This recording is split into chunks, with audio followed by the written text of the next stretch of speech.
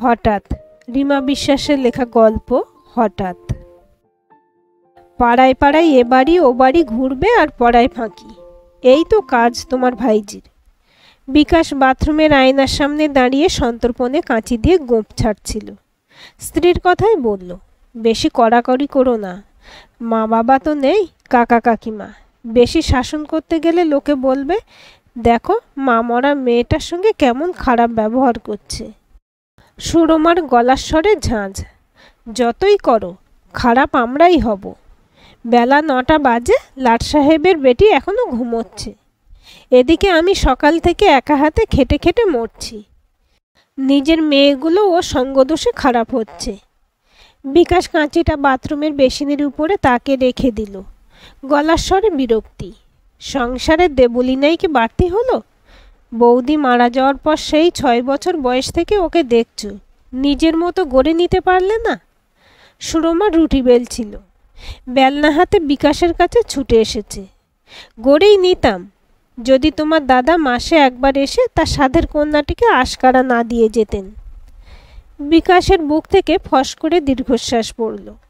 Bathroom থেকে ঘরের সোফায় এসে বসেছে, মাথা নামিয়ে রইল চুপ করে। দাদা তো বাড়িতে থাকে না, ও এনজিসিতে চাকরি করে, বাইরেই থাকে, কখনো মুম্বাই কখনো আসাম। মাসে একবার মেয়ের সঙ্গে দেখা করতে কলকাতায় আসে।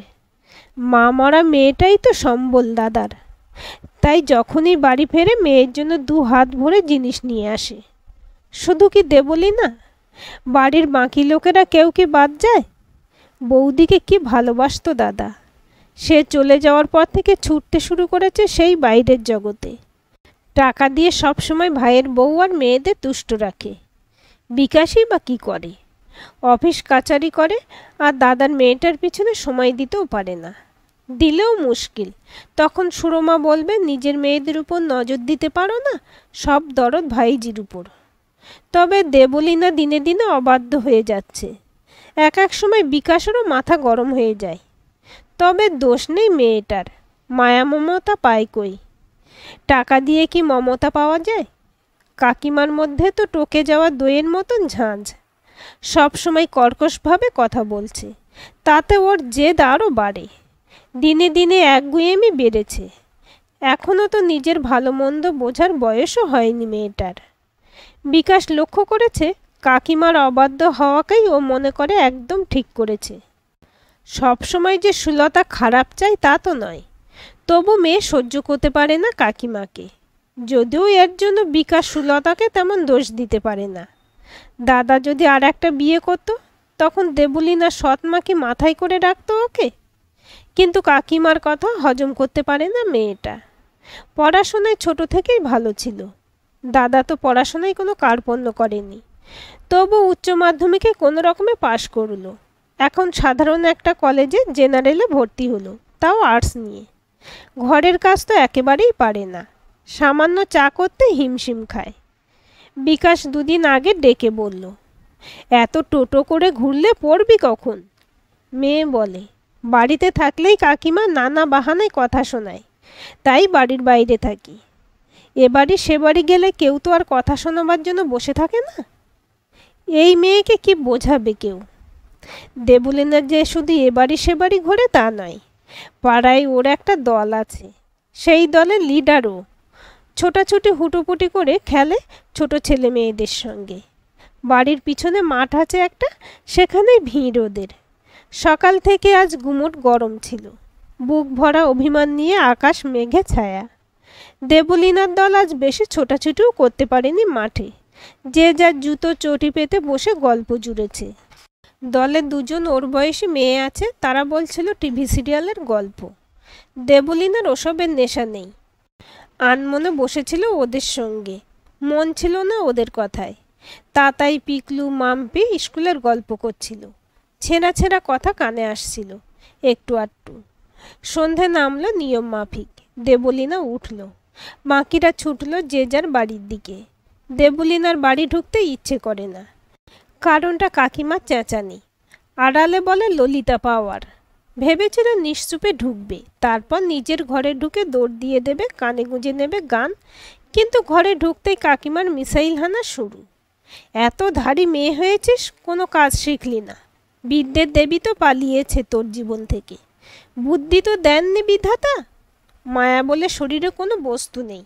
এই যে কাকিমা খেটে খেটে পাত হচ্ছে, আর ধাড়ি মেয়ে বসে বসে গিলছে, তাতে লজ্জা শরমও হয় না? লজ্জা কোন চুলোয় জলাঞ্জলি দিয়ে এসেছিস? একদম ফালতু বকবে না, গলা চড়ালো দেবলীনা। আমি ফালতু কথা বলি না। এমন একটা অপদার্থ নির্গুণ জুটেছে আমার কপালে, আর আমি ফালতু? ভালোই হয়েছে তোর মা মরেছে, বেঁচে থাকলে তার জ্বালা যন্ত্রণা শেষ থাকতো না। সারা দিন আমি খেটে খেটে মরে গেলাম, তাতে দয়া মায়া নেই গো। লোক রাখো না কেন? বাবা তো বলেছে লোক রাখতে। ভেঙে ভেঙে বলল দেবলীনা।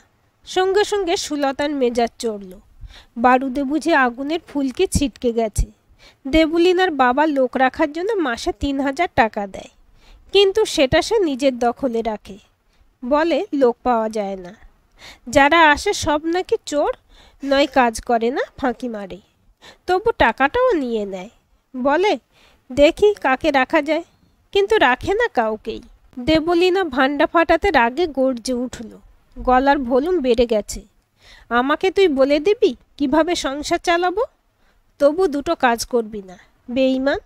এত করি তোর জন্য, তাও মুখে মুখে কথা। দেবলীনার মাথা ঝাঁঝা করছে, আর দাঁড়িয়ে দাঁড়িয়ে কাকিমার ঝাঁঝালো কথা গিলতে পারছিল না। দুমদাম পায়ের শব্দে বেরিয়ে গেল বাড়ি থেকে। বাইরে তখন ওলটপালট হাওয়া বইছে। দেবলীনার কোনো হুঁশ নেই। একভাবে হাঁটতে হাঁটতে চলে এসেছে বড় রাস্তায়। এদিকে হাওয়া পাগলা হাতির মতন মাথা দোলাচ্ছে। ওলটপালট হাওয়া বলশালী হয়ে এখন ঝড় দানব। কালো আকাশের বুক চিরে দিল সাদা বিদ্যুতের তরোয়ালে। বড় বড় ফোঁটা পড়তে শুরু করেছে আকাশ দিয়ে। দেবলীনা পা চালিয়ে চলে এসেছে বাস স্ট্যান্ডের শেডের তলায়। দাঁড়িয়ে আছে চুপচাপ। মাথা ঠান্ডা হলো, তবে ভয় ভয় করছে। আকাশ রাজ্যে ডাকাত পড়ার দশা। বৃষ্টির ছাটে ভিজছে হাত পা। হঠাৎ খেয়াল হতে দেখলো ওর পাশে ২-৩টে চ্যাংড়া ছেলে দাঁড়িয়ে আছে। ওকে দেখে দুজনে হাসছে ঠেলাঠেলি করে। স্বাভাবিক মুখে গাম্ভীর্যর পর্দাটা আনলো দেবলীনা। মেজাজ গরম হতে শুরু করেছে। কটমটিয়ে তাকালো ওদের দিকে। একজন ফিক করে হাসল। বলল, দেখছে দেখছে। রাগ হচ্ছিল প্রচণ্ড। কিছু বলবে কিনা ভাবছিল। তখন বাস এলো বাস স্টপেজে। তেমন ভিড় নেই। কয়েকজন নামলো বাস থেকে। এক ভদ্রমহিলা নামলেন, তবে বৃষ্টির জন্য বাস স্ট্যান্ডে এলেন। দাঁড়ালেন দেবলীনার পাশে। দেবলীনার দিকে তাকিয়ে বললেন, তুমি তো একদম ভিজে গেছো। দেবলীনার চুল উঁচু করে খোপা করা ছিল। চুল দিয়ে টপ টপ করে জল গড়াচ্ছে। সালোয়ারটা সপসপ করছে ভেজা। ও বলল, হ্যাঁ ভিজে গেছি। আমার বাড়ি ওই সামনে। হাত তুলে দেখালেন উনি। ওই বাড়িটা দেখো। রাস্তার ওপরে দোতলা বাড়িটা দেবলীনা ছোট্টবেলা থেকে দেখে আসছে। সবুজ রেলিং দেওয়া বারান্দা আর হলুদ রঙের বাড়ি। দেবলীনা যখন বছর ৭ কি ৮, তখন বাবার হাত ধরে যখন ওই বাড়ির সামনে দিয়ে বাজার আনতে যেত, তখন মনে হতো ওই ব্যালকনিতে বসে রাস্তাটা কেমন লাগবে দেখতে। মাঝে মাঝে ইচ্ছে করতো ওই বারান্দায় চেয়ার নিয়ে বসতে। সারাদিন কেটে যাবে রাস্তার গাড়ি আর লোকজন দেখতে দেখতে।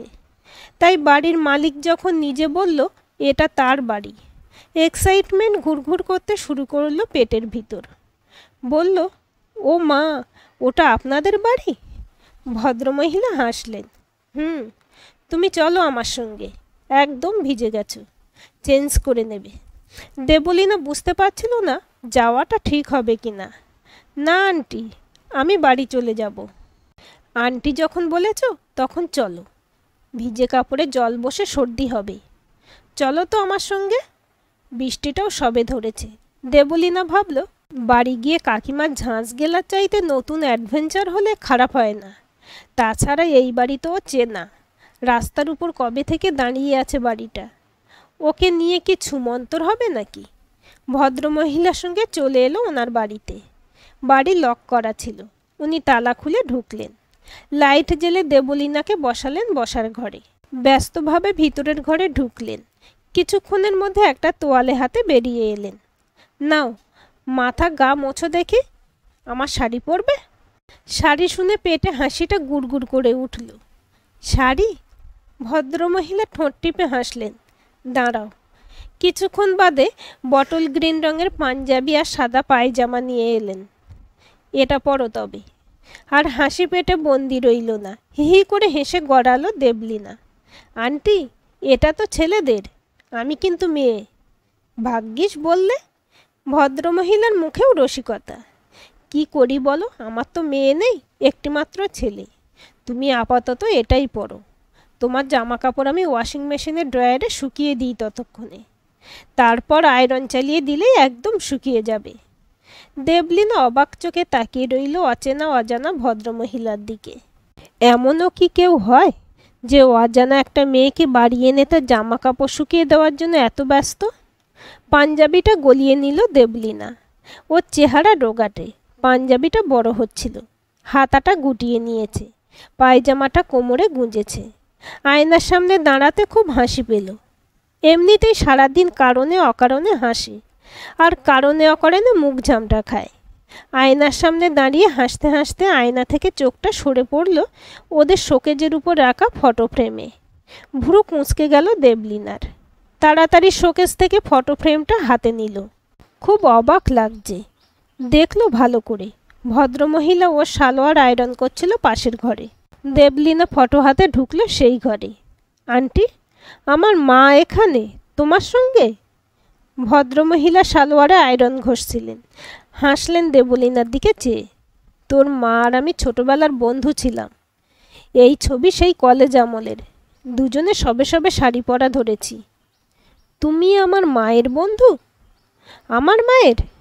দেবলীনা অবাক হলো। সালোয়ার ছেড়ে এবার পায়জামা ধরেছেন উনি, হাসি হাসি মুখে আয়রন করে চলেছেন। তোর মা মারা যাওয়ার পর তোদের বাড়িতে আমি প্রায়ই যেতাম। সে তোর মনে থাকার কথা নয়, তুই অনেক ছোট। তোর কাকিমার আমার যাওয়া আসা পছন্দ ছিল না। তোকে তো ওরাই দেখবে, তাই আমিও ও বাড়ি যাওয়া ছেড়ে দিলাম। সালোয়ার কামিজ দুভাঁজ করে এগিয়ে দিলেন উনি। পরে ফেল, আমি আসছি রান্নাঘর থেকে। আমি কিচ্ছু খাবো না আন্টি। এই মেয়ে, নো বাহানা। শুকনো সালোয়ার পরে ফেললো দেবলীনা। সদ্য আয়রন করায় গরম গরম লাগছে। আয়নার সামনে দাঁড়িয়ে চুলটা ঠিকঠাক করে নিল ভদ্রমহিলা। দুধের গ্লাস নিয়ে হাজির। ধোঁয়া উঠছে গ্লাস দিয়ে। পুরোটা শেষ করবি। এত যত্ন দেবলীনা পায়নি কোনো কালে। নিজেকে কেমন তোলা তোলা মনে হচ্ছিল থেকে যাই এখানেই। মা থাকলে কি এনারই মতো হতো? এমন যত্ন করতো ওর? হায়, দেবলীনা তো জানলই না মায়েরা কেমন হয়। খুব কষ্ট হলে শুধু রাতে বিছানা আঁকড়ে মামা বলে কাঁদত। ব্যাস, ওইটুকুই মাকে পাওয়া। পেটের ভিতর গুড়গুড় হাসির জায়গায় একটা চাপা কান্না ছুটে এলো। কেন যে কান্না পেল বুঝে ওঠার আগেই দুই চোখ বেইমানি করে দিল। শরীর ফুলে ফুলে উঠল দেবলীনার। ভদ্রমহিলা ওর হাত থেকে দুধের গ্লাস নিয়ে বুকে চেপে ধরল ওকে। দেবলীনা শুনতে পাচ্ছিল ওনার বুকের ধকধক। কিছু কি বলছে ওনার হৃদধ্বনি? মায়ের কথা কি? ডোরবেলে কুড়কুড় শব্দে চমকে উঠল দেবলীনা। ভদ্রমহিলা দরজা খুলতে গেলেন। পুরো কাক ভেজা ভিজলাম। পুরুষকণ্ঠ কানে এলো দেবলীনার। ঘর থেকে বেরিয়ে ড্রয়িং রুমে আসতে দেখে কালো শার্ট আর হোয়াইট প্যান্টে পুরোপুরি ভেজা এক যুবক। লম্বায় প্রায় 5 ফুট 9-10 ইঞ্চি, শ্যামলা গায়ের রং, শরীরে মেদ নেই। দেবলীনাকে দেখে বোধহয় অবাক হয়েছে। ভদ্রমহিলা বললেন, অনুষ্টুপ, ও দেবলীনা, আমার বান্ধবীর মেয়ে। অনুষ্টুপ সৌজন্যের হাসি হেসে চলে গেল। ভদ্রমহিলা বললেন, তোকে অনুষ্টুপ বাড়ি পৌঁছে দেবে। দূর, এখান থেকে এইটুকু আমি একাই যেতে পারবো। না মা, না, রাত হয়েছে, তুমি একা যাবে না। এমন আদুরে সুরে কখনো কেউ কথা বলে না ওর সঙ্গে, তাই অবাধ্য হওয়ার প্রশ্নই ওঠে না। দেবলীনা মাথা নিচু করে রইল। সদ্য বৃষ্টি থেমেছে। রাস্তার জল নেমে গেলেও রাস্তা এখনো ভেজা। ঠান্ডা জলীয় হাওয়া বইছে। দক্ষিণের আকাশে মাঝে মাঝে আলোর ঝলকানি, যেন দূরে কোথাও যুদ্ধ থামেনি এখনো। উজ্জ্বল রেখা ফুটে উঠছে কালো আকাশে কিছুক্ষণ পর পর। ভেসে আসছে গুম গুম আওয়াজ। রাস্তার উপর পাশাপাশি হাঁটছিল অনুষ্টুপ আর দেবলীনা। অনুষ্টুপ বলল, রাতে আবার বৃষ্টি হতে পারে। ভালোই হয়, রাতে বৃষ্টি হলে ঘুম ভালো হয় বলে হাসল দেবলীনা। সুখী মানুষ, তাই ঘুমের চিন্তা করছো। আমার সে সুখ কোথায়? রাজ্যের কাজ নিয়ে এসেছি, আজ রাত জেগে প্রেজেন্টেশন রেডি করতে হবে। কাল অফিস, পুরো রাত জাগবো, ওই ভোর রাত্রির যদি ঘুম হয়। কথা বলতে বলতে চলে এসেছে দেবলীনার বাড়ি। দেবলীনা বলল, যার ভাগ্য ভালো সেই সুখী। আপনার ভাগ্য খুব ভালো, তাই আপনি আমার চেয়ে অনেক সুখী। অনুষ্টুপের চোখে মুখে কৌতূহল। ফার্স্ট অফ অল আপনি নয়, তুমি। আমি এমন কিছু বয়স্ক নই তোমার থেকে বছর 3 সিনিয়র হব। অ্যান্ড সেকেন্ডলি, তুমি অ্যাস্ট্রোলজি নিয়ে পড়ো নাকি? কি করে বুঝলে আমার ভাগ্য ভালো? দেবলীনা আকাশের দিকে তাকালো। মেঘ সরে গুটি কতক তারা উঁকি মারছে আকাশে। বলল, ওরাই তো সব ষড়যন্ত্র করে। আমার মা ওদের কাছে, আর তোমার মা তোমার কাছে আছেন। তবে বলো, কে লাকি? চোখের কোণে অবাধ্য জলকণা টলটল করতে সেটা লুকিয়ে নিল দেবলীনা। গলা ঝেড়ে বলল, দেখো বাবা, আবার যেন রাগ করো না। তোমায় মোটেও হিংসা করছি না। আলগা হেসে দেবলীনা ওদের বাড়ির গেট খুলে ভিতরে ঢুকে গেল। দরজার কাছে গিয়ে ফিরে তাকালো অনুষ্টুপের দিকে, হাত নাড়ল হাসি মুখে। দেবলীনা এখন মাঠে থেকে আশা আন্টির সঙ্গে সময় কাটে বেশি। ভবঘুরের মতন এতদিন এদিক ওদিক ঘুরেছে আর আড্ডা মেরেছে, তবে আপন ভাব, আদর, আন্তরিকতা পায়নি কোথাও। এখন আশা আন্টি বকলেও ভালো লাগে। প্রায় দিন বিকেলে দুজনে ওদের রাস্তার ধারের ব্যালকনিতে বসে আড্ডা দেয়। দেবলীনার অনেক দিনের শখ এই ব্যালকনিতে বসে রাস্তা দেখা। এখন উপরই পাওনা হয়েছে মায়ের গল্প। মা কেমন দুষ্টু ছিল, কি করত, কি ভালোবাসত, আরও ছোট বড় মেজ গল্প। সকালের দিকেও একদিন দেবলীনা হানা দেয় আশা আন্টির বাড়ি। ওনার হাজব্যান্ড নির্বিকার গোছের মানুষ, কোনো ব্যাপারে তেমন থাকেন না। শুধু জানেন বউয়ের বান্ধবীর মেয়ে ইদানিং আসছে ঘন ঘন। বাড়িতে দেবলীনার অবারিত দ্বার।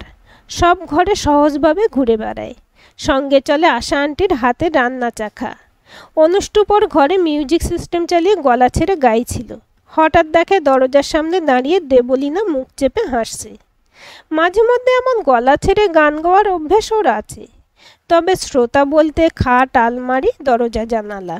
মা তো থাকে কাজ নিয়ে, ছেলে সঙ্গীত চর্চা আজ অবধি কানে তুলেছেন কিনা সন্দেহ। বাবা থাকে বইয়ের জগতে মগ্ন। দেবলীনাকে হাসতে দেখে লজ্জা পেল। লজ্জা ঢাকতে গলা ভারী করল। এটা ঠিক নয়, এভাবে লুকিয়ে কারো গান শুনতে নেই। কথাটা ঠিকই শুনেছে আশা, চেঁচালো রান্নাঘর থেকে। দেবলীনা, তোর ভারী অন্যায় হয়েছে। এভাবে কেউ অরিজিৎ সিংয়ের গান শোনে? রান্নাঘর থেকে আঁচলে হাত মুছতে মুছতে চলে এসেছে সে। অনুষ্টুপের দরজার সামনে দাঁড়িয়েছে।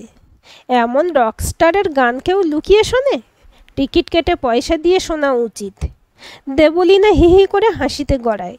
আন্টি, তোমার রকস্টারের অত্যাচারে তোমার কি দশা তা আমি বুঝছি। অনুষ্টুপই বা দাঁড়িয়ে দাঁড়িয়ে মজার শিকার কেন হবে? পাল্টা হামলা চালালো। আমি রান্না জানি, মাকে জিজ্ঞেস করো। আমার মতন চিকেন মাও রাঁধতে পারে না। তুমি কি পারো? শুধু দাঁত বের করতে জানো। দেবলীনা কোনো কিছু চিন্তা না করেই যুদ্ধে নেমে পড়ল। আমিও পারি, অনেক কিছু পারি। কি পারো? এবার দেবলীনা তোতলাতে শুরু করেছে। আমি এবার অনুষ্টুপের হাসি শুরু। আমি পারো, কিচ্ছু পারো না। ছি ছি, এর বিয়ে হলে বেচারা বরটার কি হবে রে? আহা, বড় চিন্তা তোমার আমার বরকে নিয়ে। তুমি তো করবে না, তাই আমাকে করতে হচ্ছে। আমার বর আমি যা চাইবো তাই করব, তোমার কি? কোমরে হাত দিয়ে মুখ তুলে বলল দেবলীনা। অনুষ্টুপের হাসি পেল দাঁড়াবার ভঙ্গিতে। হাসতে হাসতে বলল, কি ঝগড়ুটে মেয়ে রে বাবা।